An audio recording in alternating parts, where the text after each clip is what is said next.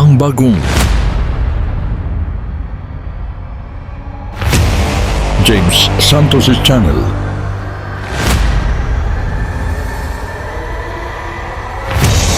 Bagong tema, bagong boses, may komentaryo. Ang pangangaral ni Brother Eli Soriano.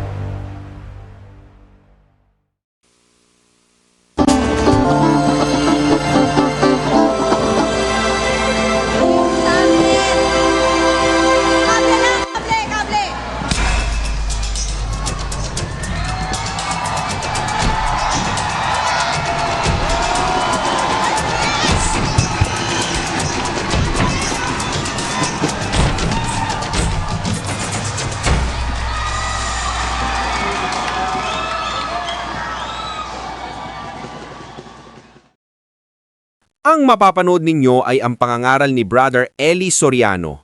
Patutugtugin natin ang buang video nang hindi mawala ang konteksto ng kanyang ipinapangaral. At ginagawa natin ito sa pamamagitan ng fair use. At bibigyan natin ng komento pagkatapos ng video. Ang mapapanood ninyo ngayon ay pasasalamat sa Apalit Pampanga Convention Center. Halina at atin ang panoorin. Ngayon, ang punto riyan, mga kapatid, para maintindihan nyo ang aking punto, no? Naiisip mo ba, Sis Luz,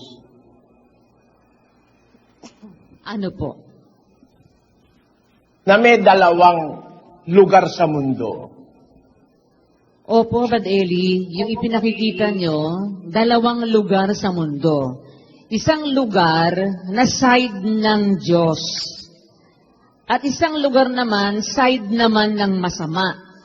Doon sa side ng Diyos, nandun si Kristo ang pastor, kung susunod ka sa Kanya, si Kristo ang pastor, ang pangulo naman ni Kristo ay ang Diyos, doon ka sa daan ng karunungan, doon ka sa iglesia ng Diyos, kasi yun ang pintuan ng langit. Yun ang isang side. Yung isang side naman, yung masamang side, yun naman, yung side naman ni Satanas, na siya ang pangulo o leader nung kamatayan, na pastor naman nung mga nandoon sa labas ng daan ng kaunawaan, doon sa kapisanan ng patay, yung mga nalilihis sa katotohanan, na yun na nga ang lahat ng maling relihiyon nandoon sa lugar na yon.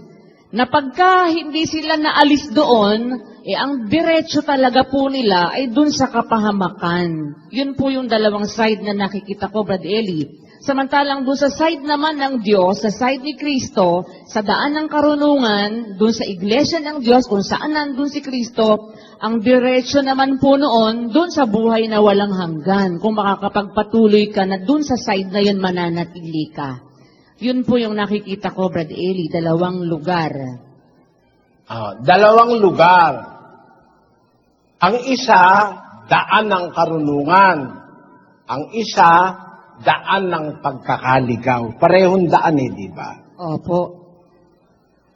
Ang iglesia, daan. Opo. Yung tunay na iglesia, tama?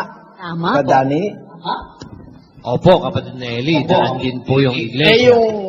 Yung maling iglesia, di ba daan din yun? Daan din po, nagsilihi sila sa kanilang sariling daan. Bawat isa, dahil sa kanyang pakinabang, tama? Tama po.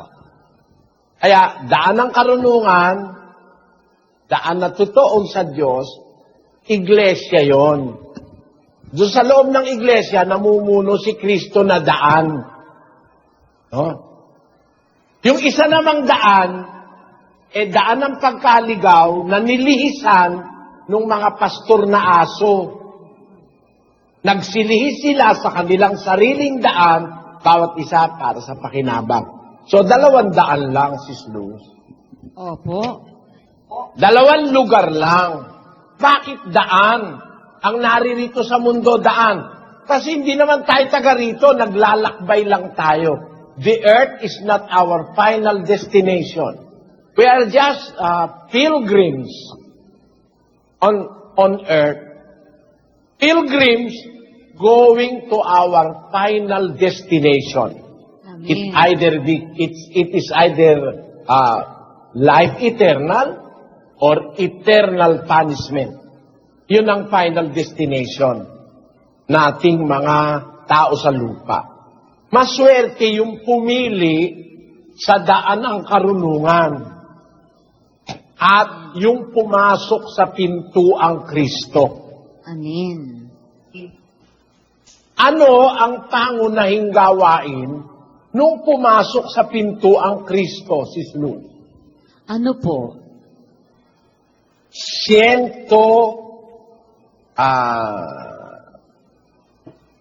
18:20-22. Ito'y siyang pintuan ng Panginoon, papasukan ng matuwid.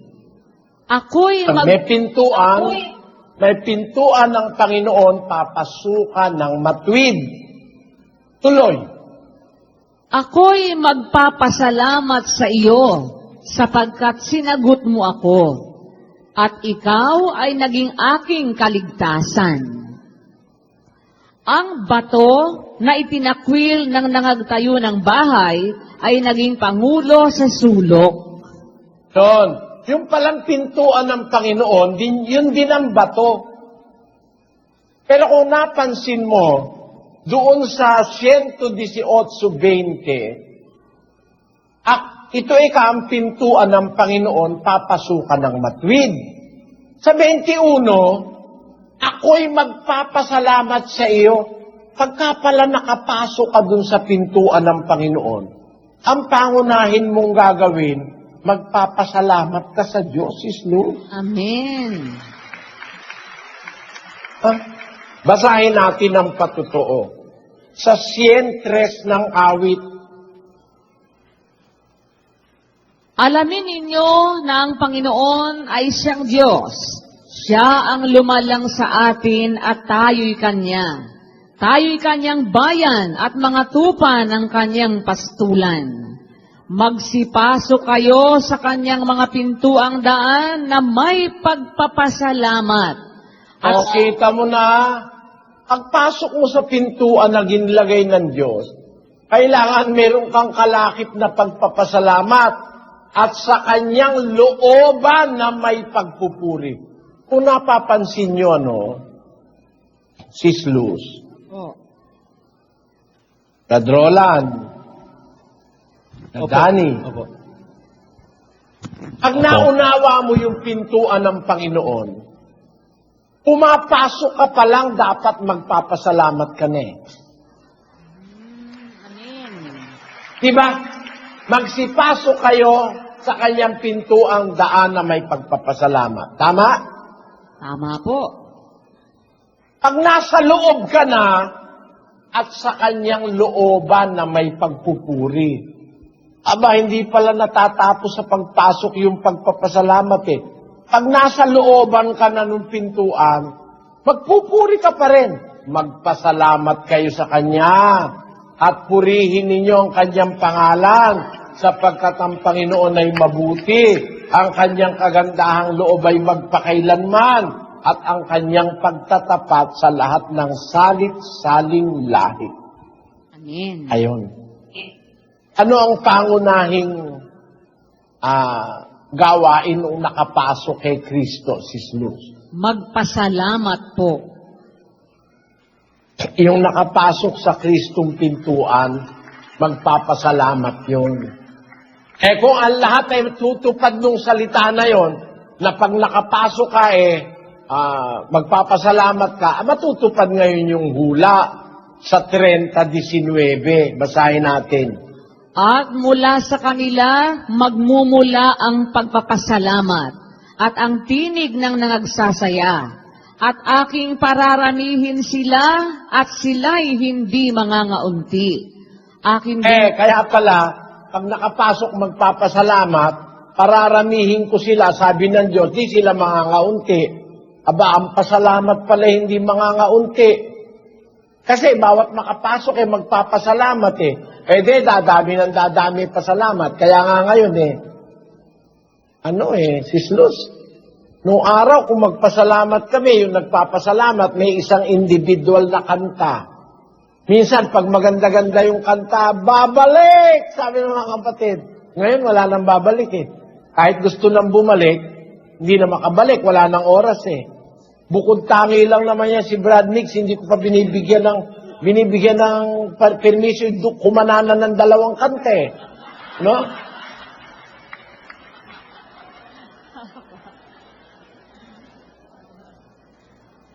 Napansin mo ba yun, Brad Danny? Opo.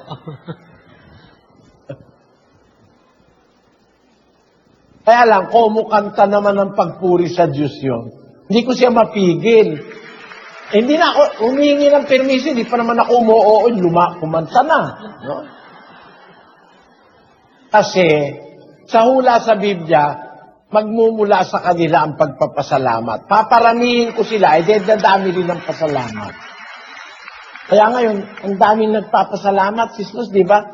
Yun lang group celebrants kanina, ang dami, no?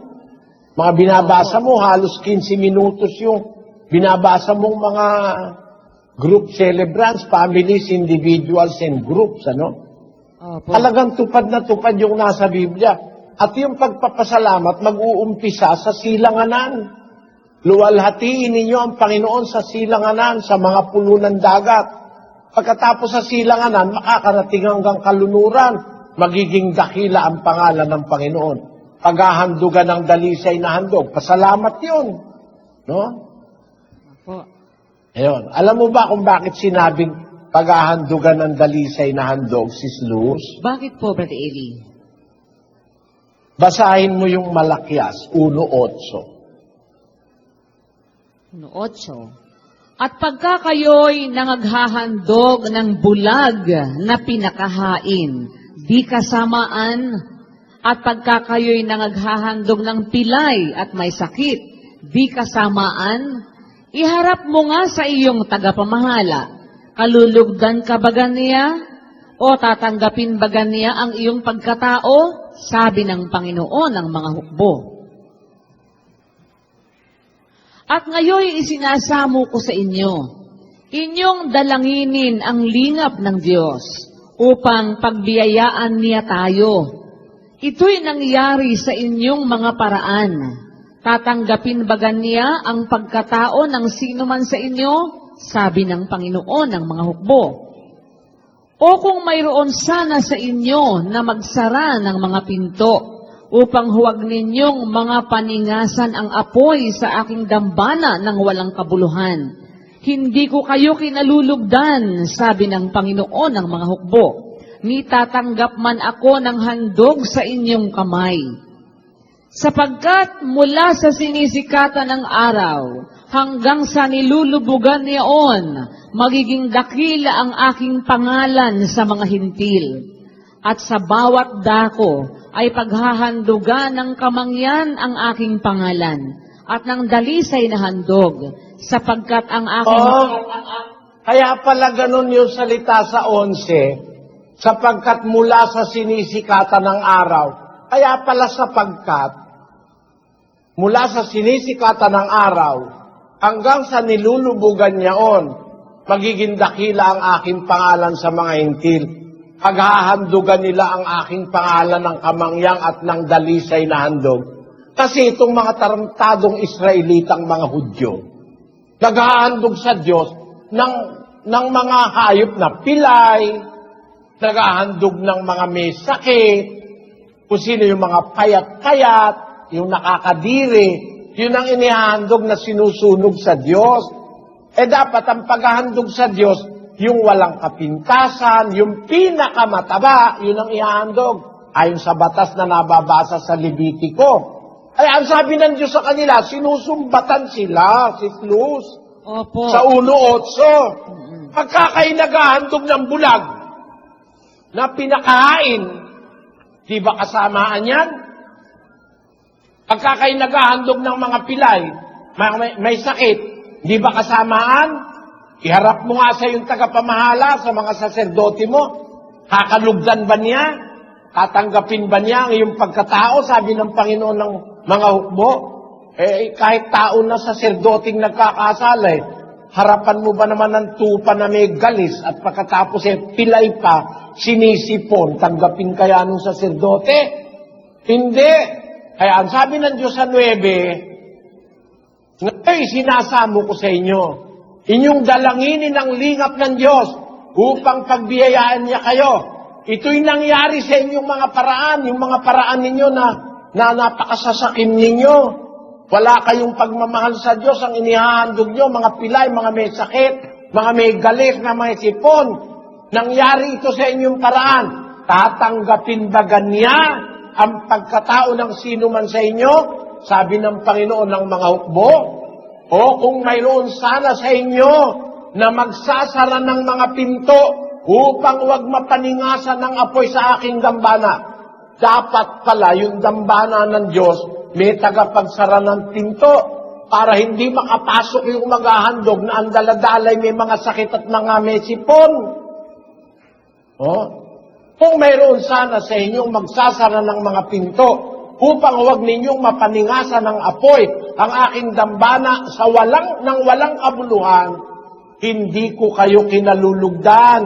Sabi ng Panginoon ng mga hukbo, ni tatanggap man ako ng handog sa inyong kamay sapagkat mula sa sinisikatan ng araw, makaakala nyo, wala nang maghahandog sa akin. Meron! Mula sa sinisikatan ng araw, hanggang sa nilulubugan niyaon, magiging dakila ang aking pangalan sa mga hintil. Nasa isip ka na ng Diyos noon, Sis Luz. Amen. Salamat sa Diyos. Yan pa po yung gusto niyang sabihin doon. Yung paghihinanakit niya sa mga Israelita, yung ginagawa nilang masama. Maghahandog pero hindi karapat-dapat. Pakaakala nila wala nang maghahandog sa Diyos ng dalisay na handog. Meron at yun ay manggagaling sa mga hentil. Ayun po. Mag-uumpisa yon sa sinisikatan ng araw, makakarating sa kaluluran. Amen. Di ba tama-tama yung hula na yan sa mga kapatid sa panahong ito? Amen. Opo. Totoo po. Salamat sa Diyos. Yan. Di ba nagliliwanag yung talata, no, Brad Danny? Amen po, opo, maliwanag na maliwanag po. Talagang nakakamangha po, kapatid na Eli. Dahil parang ngayon lang nagliwanag itong malakyas na to. Ito pala pong deklarasyong ito ng Panginoon dun sa itaas mula sa 8. Parang isang sumbat ng Panginoon dun sa mga dati nang naghahandog sa Kanya na para bagang para wag makapagmalaki, ganon. Hindi nyo pwedeng sabihin, naghahandog kayo, wala nang maghahandog pag kayo, parang pagtiisan mo na yan. Hindi, merong maghahandog, dalisay na handog. Ang direksyon sa dako ng mga hintil, ang direksyon mula sa sinisikatan ng araw hanggang sa nilulubugan. Big sabihin, ipanibagong grupo po ito, kapatid na Eli. Mga hentil ito. Hindi Israelita yan. Amen. Opo. Dahil frustrated na nga ang Diyos sa mga Israelita. Kaya mga kapatid, ang panawagan ko sa inyo, para malugod ang Diyos sa atin, huwag tayong maghandog ng may sakit, ng pilay, huwag tayong maghandog ng sukli, maghandog tayo ng kalugod-lugod na handog sa Diyos na itinakwil ng Israel.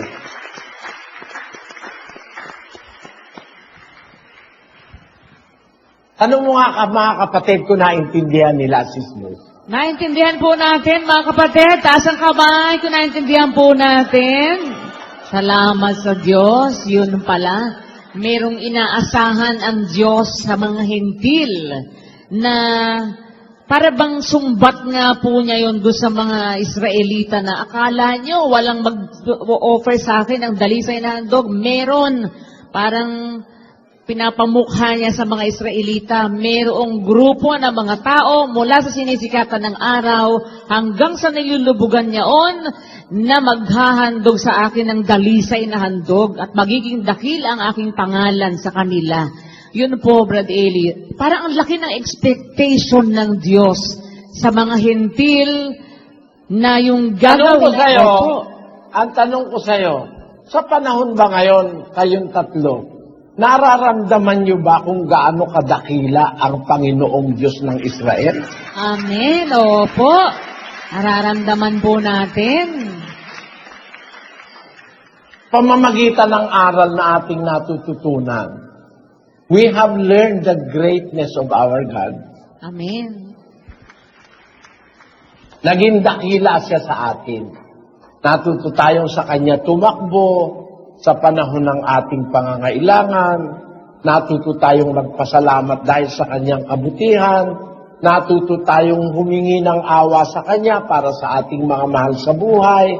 Natuto tayong magtiwala sa Kanyang magagawa. Naging siya ang pinakadakilang person na ating nalalaman sa buhay na ito. Amen. Yung aral niya ang nagbigay sa atin ng pagkaunawa kung gaano siya kadakila. At kung tayo ngayon ay nagpapasalamat sa Diyos, dahil naunawaan natin kung gaano siya kadakila, anong sabi ng Diyos doon? 9:23 ni Jeremias. Ganito ang sabi ng Panginoon, huwag magmapuri ang pantas sa kanyang karunungan, o magmapuri man ang makapangyarihan sa kanyang kapangyarihan.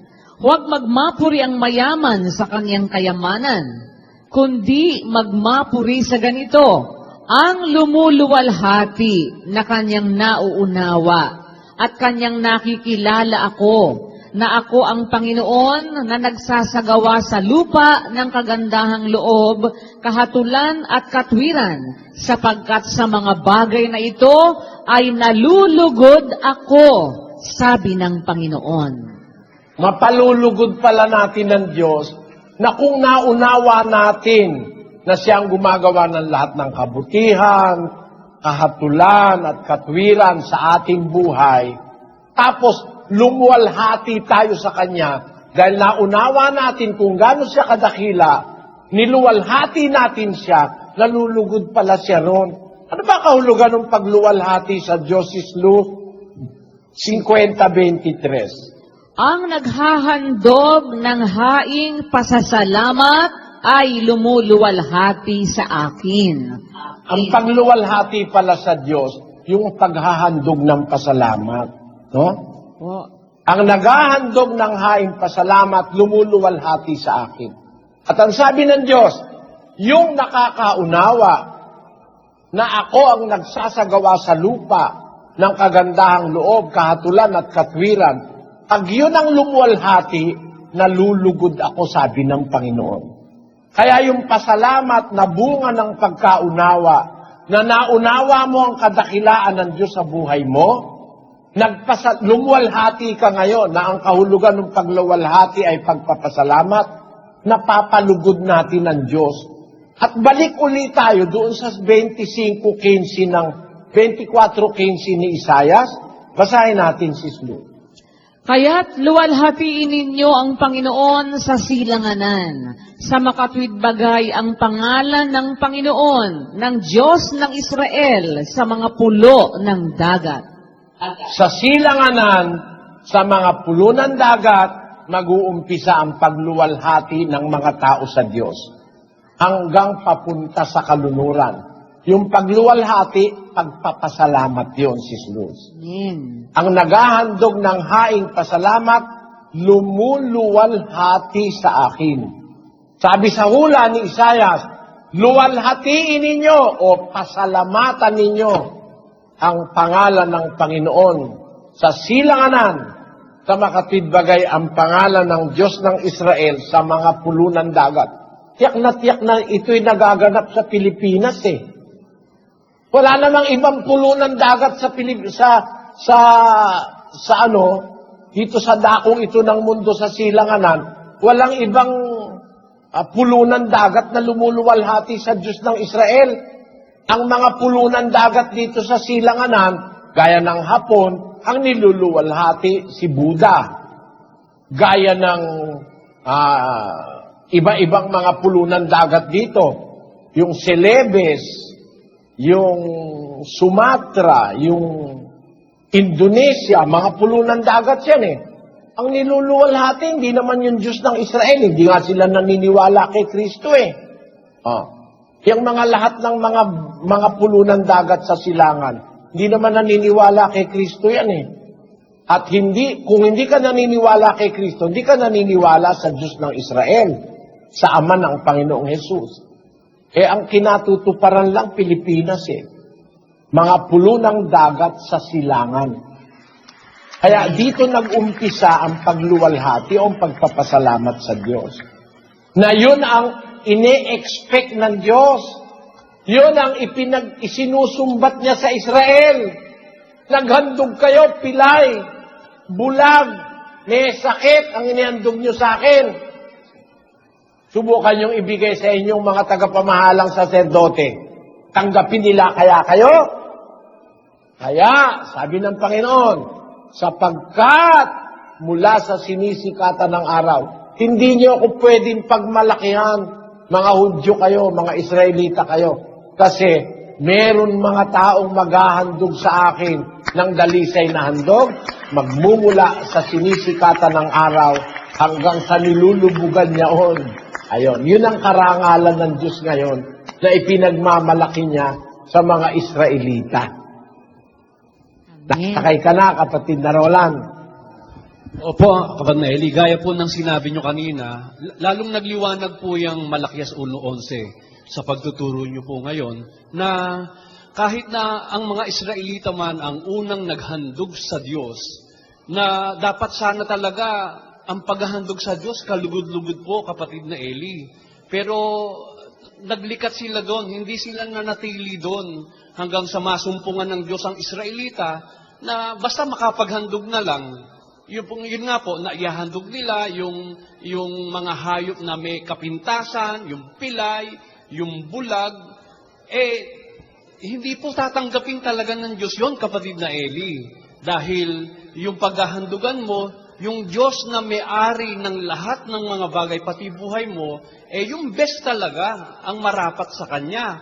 Nakita ng Diyos ang mga hintil, kapatid na Eli, na hindi man mga Israelita, hindi man sa katutubo ay nakaintindi nung aral ng Diyos na unang naintindihan ng mga Israelita, gaya po ng paghahandog, kaya niya po pala sinabi yung sapagkat mula sa sinisikatan ng araw, magiging dakila ang pangalan ng Diyos sa mga hintil, na siya'y paghahandugan ng dalisay na handog, na hindi niya po nakita sa Israel, dito sa mga last part ng paghahandog nila po sa Kanya. Kaya ang Diyos bumaling sa mga hintil kung saan naturuan ng aral ng Diyos, naturuan ng pagsunod at pagtalima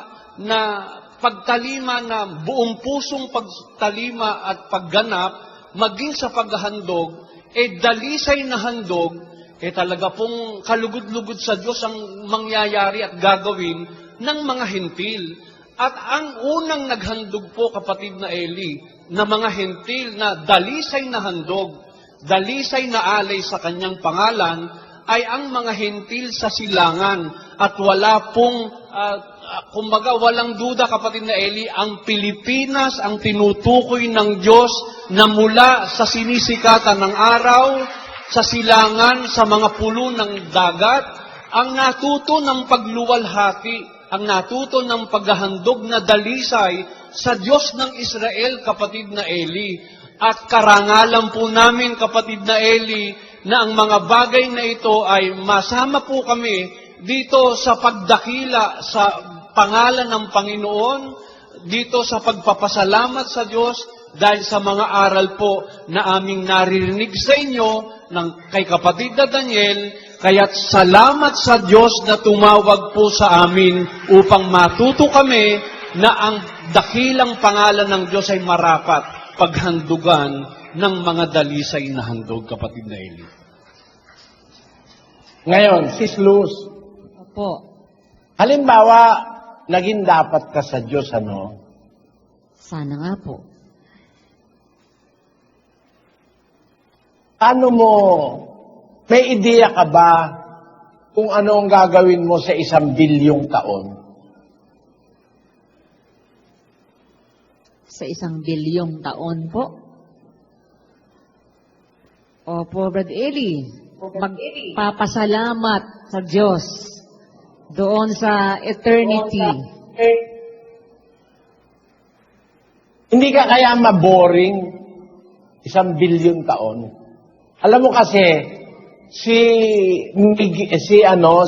Anghel Gabriel, billion taon ang naglilingkod sa Diyos yun eh. Opo. Alam mo kung bakit? Bakit po? Nung lalangin ng Diyos ang mundo, nag-akantahan yung mga anghel.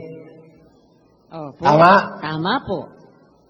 Sabi dun sa Job, nag-aawitan yung mga anak ng Diyos na mga bituing pang umaga. Sa 34:8 ng Job. Nung nilalalang ng Diyos ang lupa. Ang sabi ng mga siyentipiko, ang mundo raw 4.7 billion years old. Opo. Bago pa nilalang ang mundo, may mga anghel na. Tama? Tama po. Billion taon na rin ang mga anghel. Opo, bilyon na. Billion taon na pala sila, kagaya ni Anghel Gabriel. 2,000 years ago, isinugo pa ng Diyos si Anghel Gabriel na billion taon na eh. Sinugo siya una kay Daniel. Tapos, pagkaraan ng mahigit na 500 taon, sinugo na naman siya kay Zacarias, yung tatay ni Juan Bautista. Pagkaraan ng 6 na buwan, sinugo na naman siya kay Maria, yung nanay sa katawan tao ni Kristo. Huh? Opo. Tama ba, Sis Luz? Tama po. Tagal na palang naglilingkod ni Anghel Gabriel. Opo, matagal na. Bilyon-bilyong taon na po. Kung ikaw, kung halimbawa, bilyon-bilyon taon ka nang naglilingkod, ano palagay mong gagawin mo ron? Magpapasalamat po. Kaya, hindi ka kaya maboring bilyon taon, isa lang ang ginagawa mo? Marami pong gagawin. Yun ang ating unang araw na paksa sa pasalamat ng kapatiran, Sis Luz. Opo. Basahin mo yung paksa. Sige nga po, patingin. Kung papaano nagbibigay ang Diyos ng pananaw ukol sa kung paano gugugulin ang buhay na walang hanggan ayon sa Biblia. Hindi lang naman bilyon taon yan eh. Buhay na walang hanggan yan eh. Di ba? Ang universe daw, sabi ng mga siyentipiko, ay 13.7 billion years. Opo. Baka meron pa sa banda ron eh. Na hindi pa nila nararating eh. Ng paningin. Maaari pang 15 bilyong taon. Kahit 100 bilyon, kahit 1 trilyon, nauna pa ang Diyos dun eh. Tama ba, Sis Luz? Tama po. At hanggang sa walang hanggan, andun pa rin siya. Amen. Alam mo, kakanta ako sandali, Sis Luz.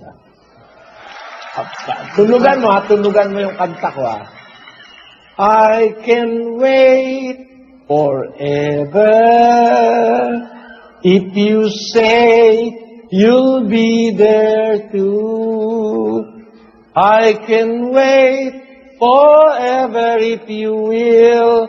I know it's worth it all to spend my life alone with you. Ata mo Alam mo, doon sa buhay na walang hanggan, Sis Luz, nagbibigay ang Diyos ng pananaw doon. Kung bakit ang Diyos hindi nainip, hindi siya naboring, hindi siya nagsawa, kung bakit hanggang ngayon aktibo pa si Anghel Gabriel, masayang naglilingkod sa Diyos, pagkaraan ng bilyon-bilyon taon. Dapat, ang napapag-usapan lang kasi natin, 1,000 taon, ang iksi nun, Sis Luz. Yan nga po, Brad Eli, 1,000 taon lang. Usap na ngayon tayo mag-usap na ngayon tayo sa milyon, bilyon, trilyon taon. Walang hanggan, Sisling. Opo. Huwag kang a-absent sa pasalamat ng kapatiran. Kung loloobin, Biyernes na ba yun? Opo, Biyernes, Sabado, Linggo, kung loloobin ng Panginoon, nabuhay pa po tayo noon. 22, 23, and 24. Ayan. Umaga po ulit tayo sa Sana Pilipinas. lahat kayo, mga kapatid, huwag niyong kakalimutan, maghandog tayo ng handog na kalugod-lugod sa Diyos na ating sinasampalatayan. At sana, samahan tayo ng Diyos, ingatan tayo sa lahat ng kasamaan sa buhay, maingatan tayo sa pakikipag-away, pang-uupat ng kaaway, kung kailan may pasalamat, saka yung kuminsan, mga kasama mo na sa buhay, nakakasangkapan pa ng masamang diwa para maghasik ng galit, ng hindi magandang mga usapan, meron mga chismisan, para mag-angatan ng loob ng mga kapatid. Sana maiwasan natin. Para kung haharap tayo sa Diyos sa pagpapasalamat, muli niya tayong biyayaan na makaunawa ng kanyang mga lihim sa Biblia. Amen. Ingat kayo mga kapatid. Kung maaaring mag-ayuno tayo. O yung mga mag-asawa, wala muna yung mga gawa ng laman, walang away-away, walang chismisan, walang hinanakitan. Merong laban tayo sa isa't isa para makapaghain tayo. Puntahan mo yung alam mong may laban ng loob sa'yo, ngi ka ng tawad, tatawarin mo rin. Ganon ang ating gawain sa kapatiran para tanggapin ng Diyos ang ating pagpapasalamat. Hanggang dyan mga kapatid, tayo nagtatapos pansamantala, tayo malikluhod.